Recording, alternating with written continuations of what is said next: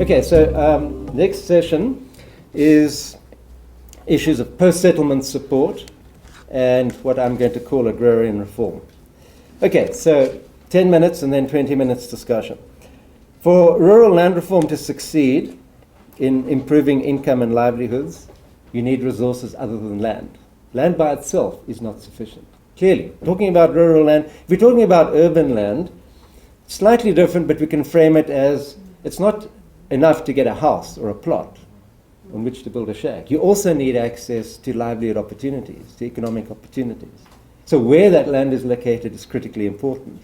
So it's not land in and of itself. Yes, it has these larger spiritual meanings, but those are always underpinned by material factors. They actually intermeshed with livelihoods and economic activity. So the real question with rural land reform is, are we doing enough? Once people get back land through restitution or get access to new land through a redistribution project, are they provided with the wherewithal to make that land productive, to improve their livelihoods? So what do people need? You need inputs, for which you need cash. You need seed, fertilizer, and chemicals. Hopefully, you'll get some water, because we're such a dry country, for irrigation purposes. You need farm tools and machinery. You need farm infrastructure.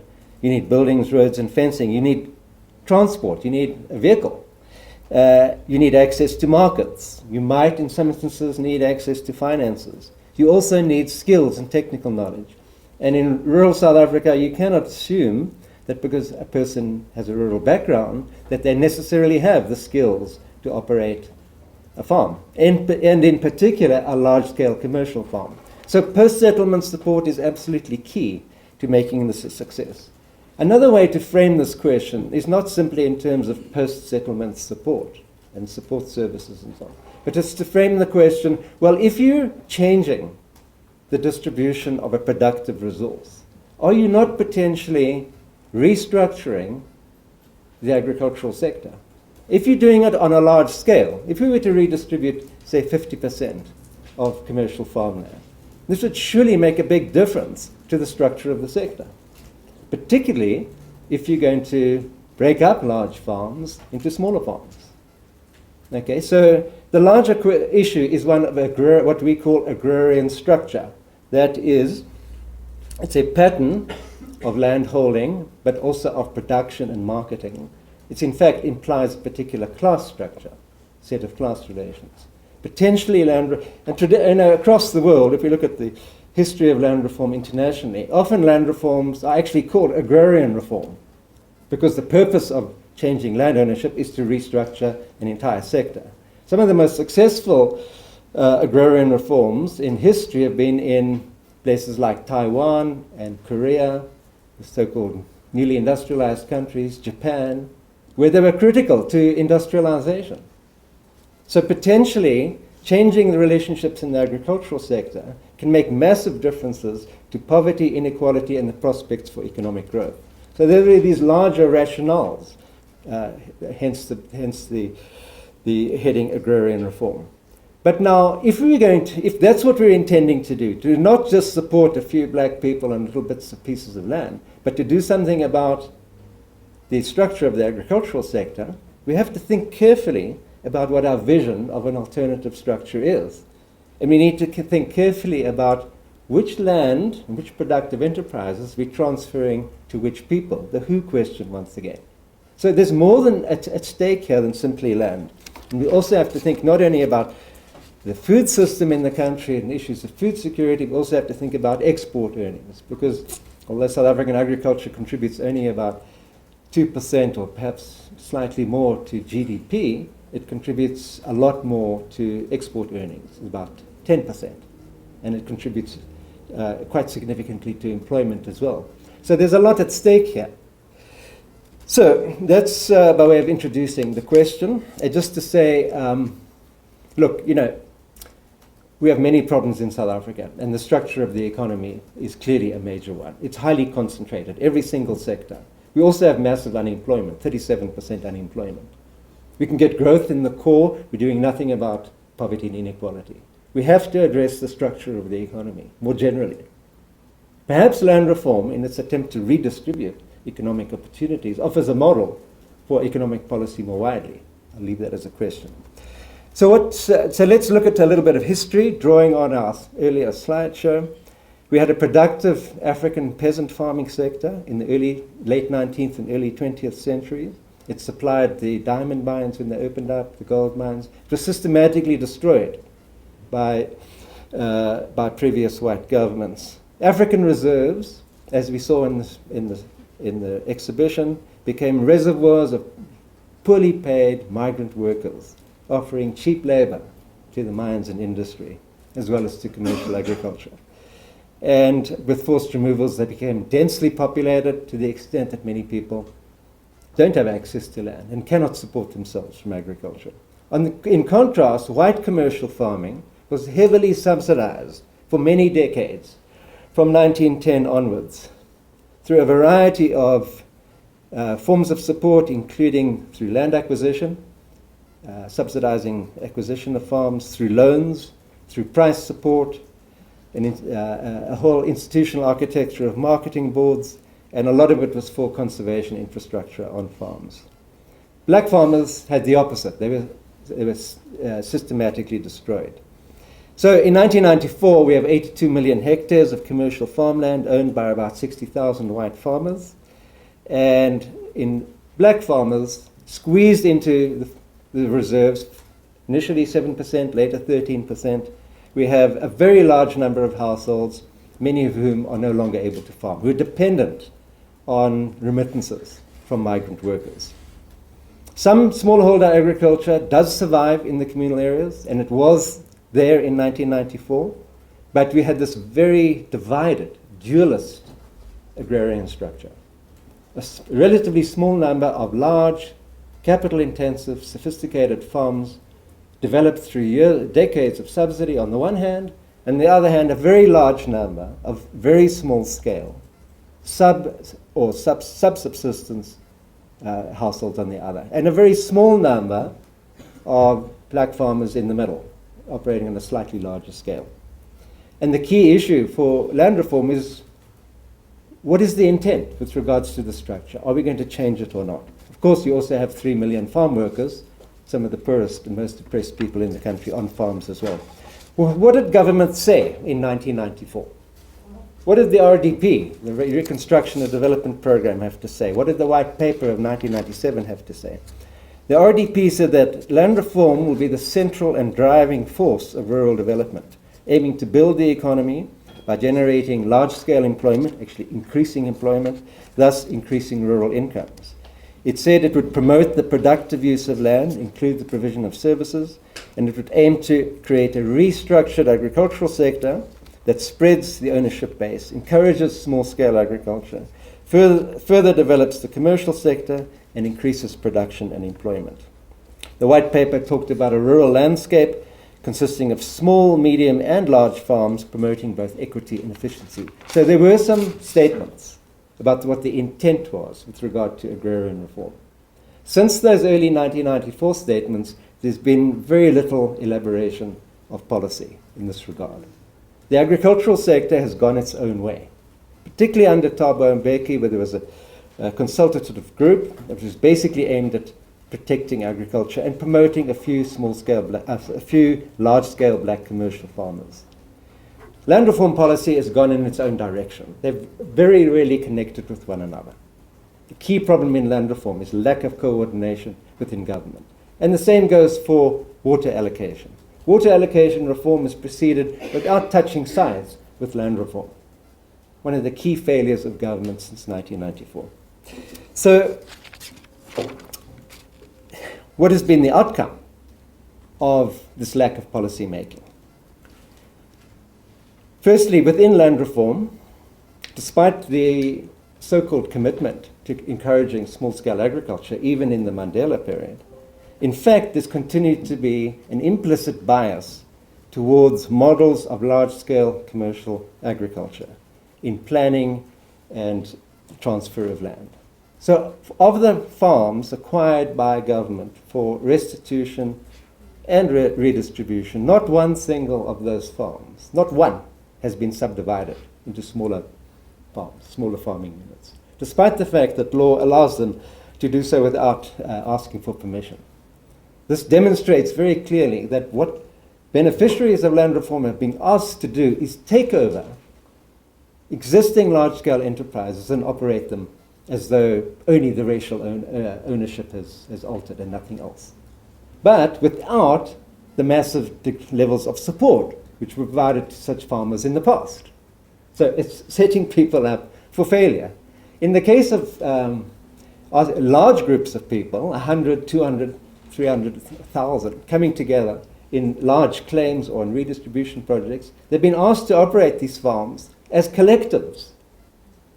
100 people running a commercial farm, a recipe for failure as well. So the notion is viability. What is a viable project? The criteria for viability have been drawn from the large-scale sector, and they're often completely inappropriate for the small-scale farming sector. Who's drawn up the business plans? Government has outsourced this to consultants, mostly failed white farmers. One study in the Northwest found that there was an inverse relationship between success and the business plan. In other words, you're more likely to be successful the less attention you pay to your business plan. The particular programs of support that government has put in place since about the mid-2000s, the Comprehensive Agricultural Support Program, now transferred back to agriculture, then later on the RECAP program, these have not been effective.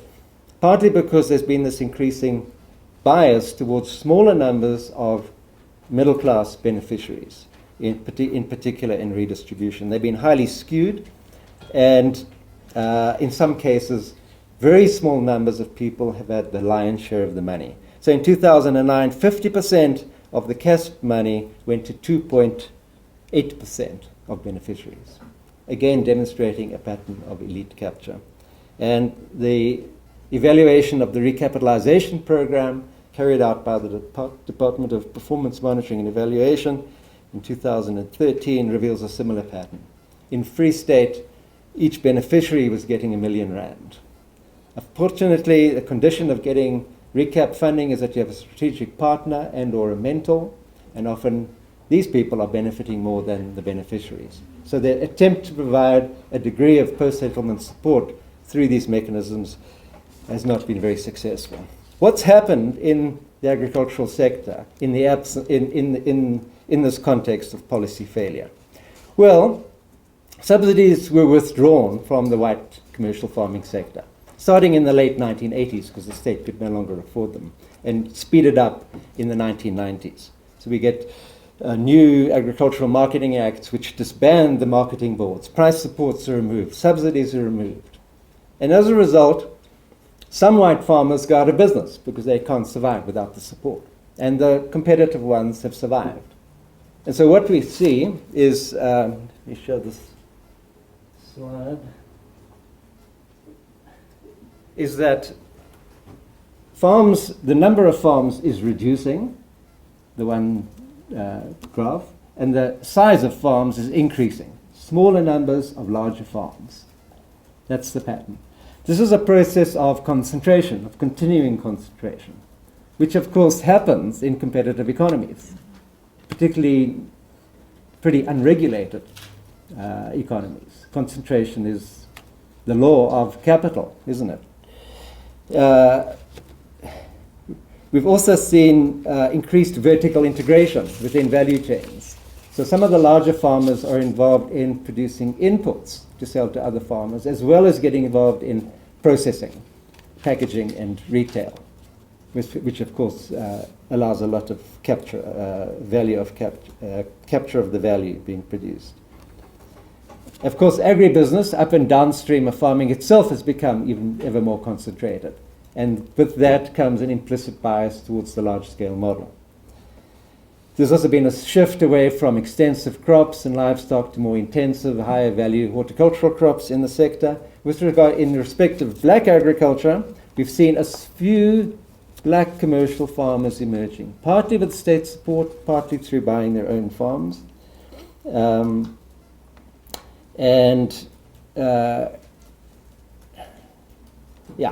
we've basically seen a great deal of continuity. So what are the spectrum of options and opinions going forward? So there's a range of views here, which perhaps you should aim to capture in your stories about these issues. On the one hand, there's a view held by Agri-SA, by the AgBiz Chamber and many others, that only large-scale, high-tech, capital-intensive forms of farming are viable.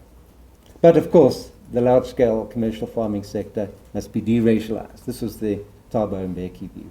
So it's a view saying, just get real, guys. This is the name of the game, but of course it can't all be white-dominated. A second view is that, no, that's not going to really bring in sufficient change. So what we need to do is promote strategic partnerships. Let's get the private sector involved. Let's get the private sector to enter into partnerships with land reform beneficiaries, particularly in those large-scale, high-value enterprises like fruit and nuts, but also a range of other products. And this is the view currently held in Treasury. It's a view promoted by the Vumalana Advisory Fund, which was set up by the Business Trust. And it's also the view of the Center for Development and Enterprise under Anne Bernstein, who published an article, I think earlier this week, on Monday, I think, saying the private sector will come to the rescue. There's a third view, which is held by NGOs, by activists, and by international experts like Michael Lipton. And this is the view that the small-scale farmers, the evidence from around the world, from Africa, from Zimbabwe, and perhaps even from South Africa itself, is that small-scale producers can be not only labor-intensive in their productions, thus creating jobs, but can also be efficient. So the view is we need to break up the large-scale sector and transfer all that land to a large number of black smallholders. In other words, set back the clock. Personally, I think there are problems with all those views.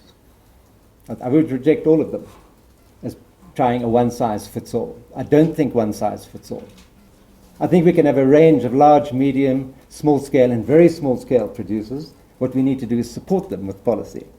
And I would suggest that we need to do this through a very careful targeting of both the farms that we acquire and of the beneficiaries that should benefit.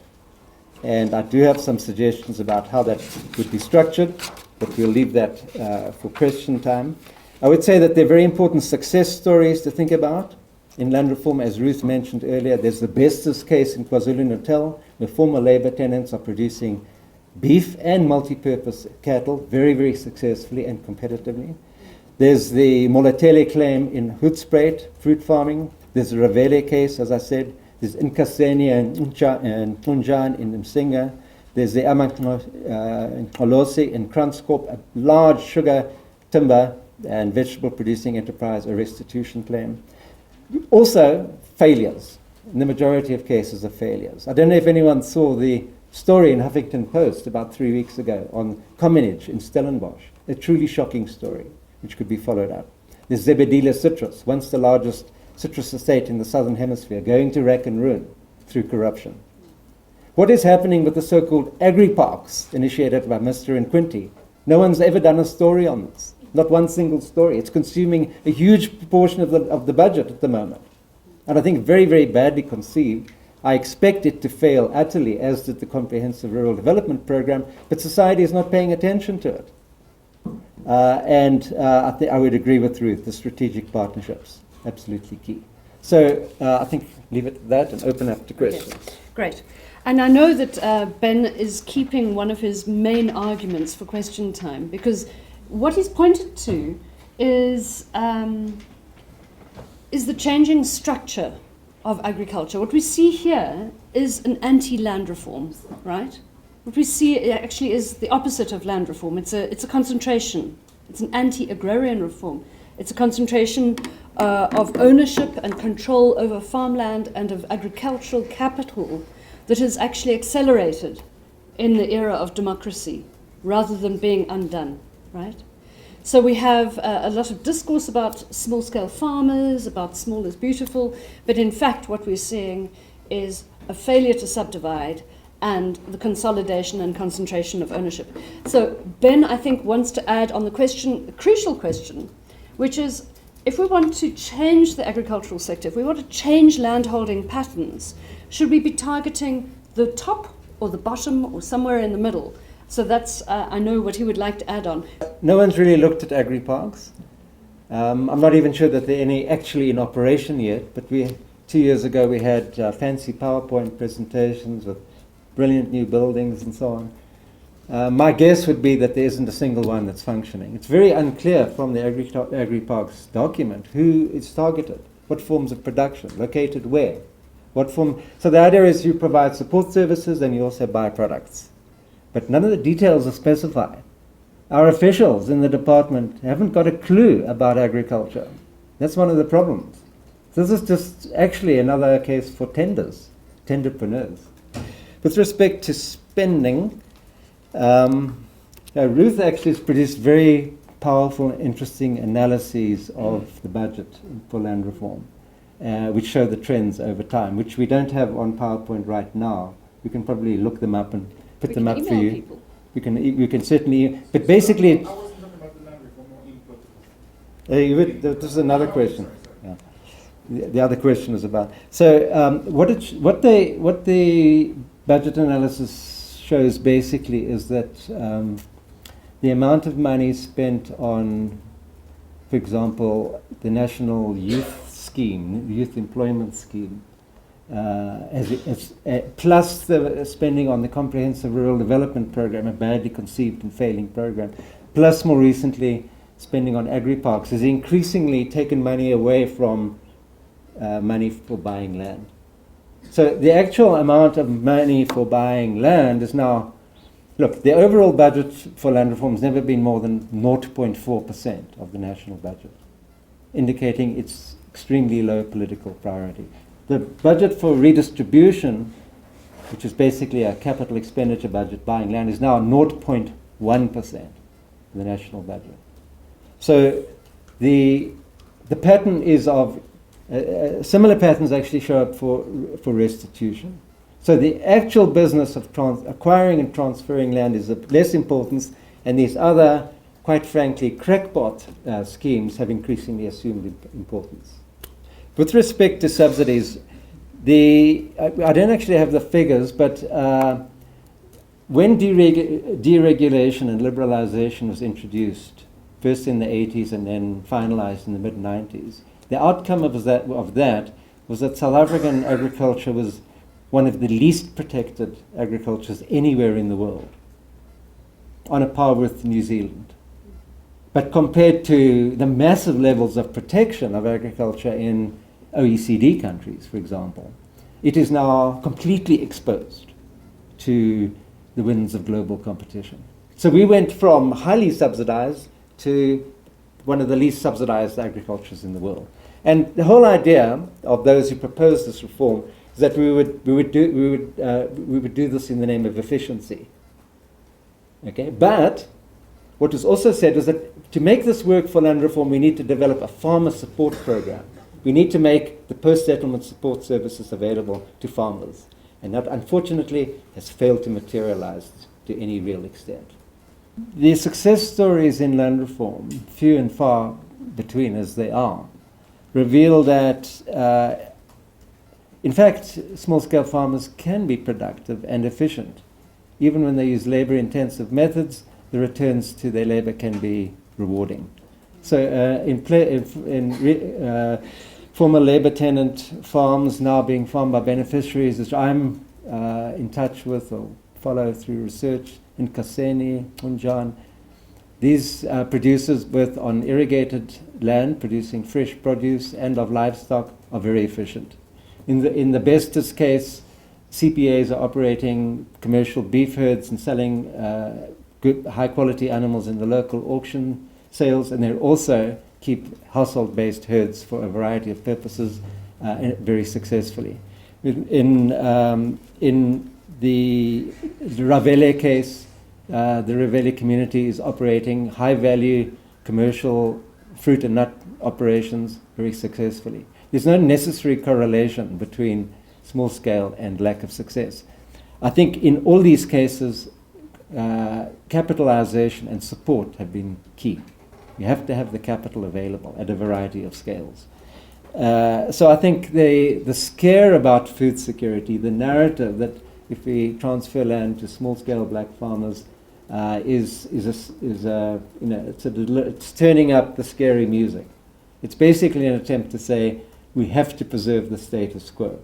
And I think the evidence, I would argue, from Zimbabwe is that if you break up large farms and give them to smaller scale A1 farmers, those farmers can be highly productive. Of course, they haven't been supported enough because the economy of the country as a whole is in a dire way, and capital is a problem. But where under contract farming arrangements, small-scale farmers get access to seeds and inputs through a processing company and then repay back that money when the product is marketed, as has happened in cotton and tobacco, then those small-scale farmers have proved to be highly productive. So I think there's a certain myth around large-scale agriculture. Of course, in some crops, in some sectors of the agricultural economy, large-scale does make sense. But I think this idea that you necessarily always have economies of scale is a myth. It's true in some sectors, plantation crops, for example, but not in other crops. And I would say that small-scale farmers in South Africa have the competitive advantage, firstly in fresh produce, where they have irrigation water, as shown in the Tugela Ferry irrigation scheme, where I do research, where 800 farmers produce 20 million rands of fresh produce every year for the informal market, and also in livestock production, which is a completely underestimated sector. And remember that South Africa is a dry country. Half of our land is less than 400 millimeters of rainfall. Only 28% has more than 600 millimeters of rainfall. Most of our country is suitable for livestock production, and black livestock farmers often outcompete white commercial farmers. So I think this whole story about food security is way overdone. With regard to the split between agriculture and land reform, look, we had a situation, I think it was under Togo Dodiza, where you had one minister and two departments under her. She was the Minister of Land Affairs, but also Minister of Agriculture.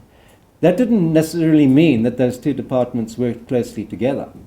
Remember that agriculture in our constitution is deemed a provincial competency, and land is a national competency. So provincial departments of agriculture often do their own thing. For the first 15 years of land reform, they were deeply skeptical and provided almost zero support. Now they're supposed to be providing support, but they develop their own policies, whereas land is a national competency. It's actually a serious issue. I think consideration should be given to forming a new department, the new Department of Agrarian Reform, which brings together the land transfer components of land affairs and the agrarian reform components of agriculture, and we create a new department with capacity, the capacity required to undertake these complex tasks. And I think we need to think and plan and implement in a much more coordinated fashion. Of course, that's a problem in general for government. 2 points. We're going to have to stop in a moment because we have a tea and coffee break. Firstly, I wanted to answer a question and then ask one to Ben. In relation to the question of, well, what's happened with budgets for agricultural support? In fact, if we... The Maputo Declaration, 15%. Yeah. So what has happened over the past 15 years is there has actually been an increase in budget allocations for agricultural support.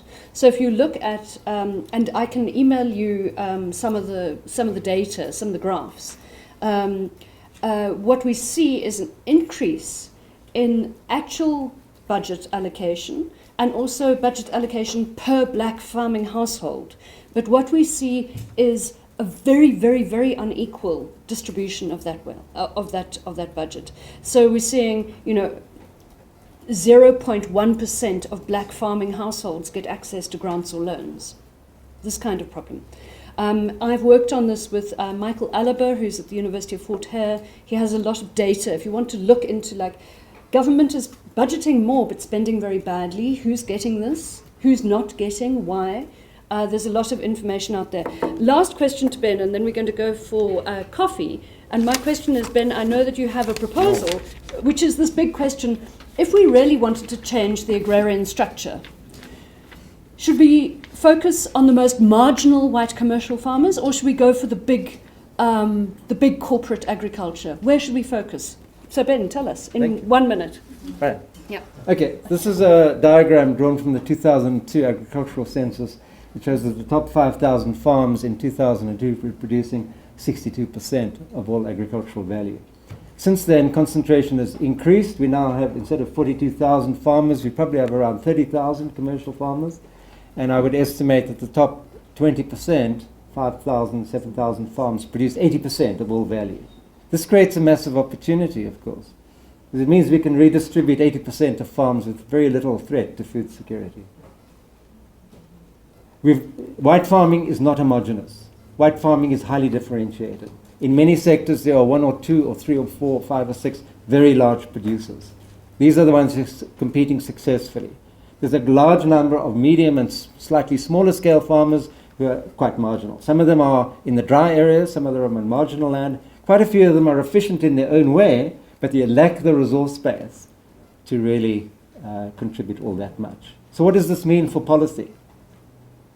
Who should be, if we were to redistribute the land of 80% of farmers, who should get that land? Key question, right? So this is a diagram of the structure of small-scale black agriculture. According to stats that say there are about 2.5 million households produce some form of agricultural produce. 90% of them produce that as a source of extra food from homestead gardens and small flocks of livestock. 10%, about 250,000, are market-oriented. They produce for cash. They produce those as the form of livestock, also fresh produce with irrigation, and a small amount of other crops, maize and fruit and so on. There are very small numbers of smallholders supplying supermarkets in tight value chains. Very difficult to do. It's not really something that is feasible in the short run for very many people, as proven by the Walmart experience through Massmart. They aim to secure supplies from 1,200 smallholder farmers in terms of their agreement with government. Only ever succeeded in creating supply chains from 130 instead of 1,500. Very difficult to do. And there's a small number of small-scale black capitalist farmers, maybe 5,000. We don't really know. FASA, the African Farmers Association of South Africa, has 4,000 to 5,000 members. So, the idea that we're going to deracialize the commercial sector by getting black farmers into this very competitive sector, it's worth trying, but it's not really going to change things very, very much at all. So the question is, of these groups of existing farmers with agricultural experience, who do you think should get the land of the 80% of farmers, which we could redistribute without really endangering food security? So here's my proposal. Provocative and controversial. I think we should redistribute 80% of farms, 50 million hectares, to 200,000 market-oriented smallholders who already produce successfully in livestock and fresh produce with irrigation water.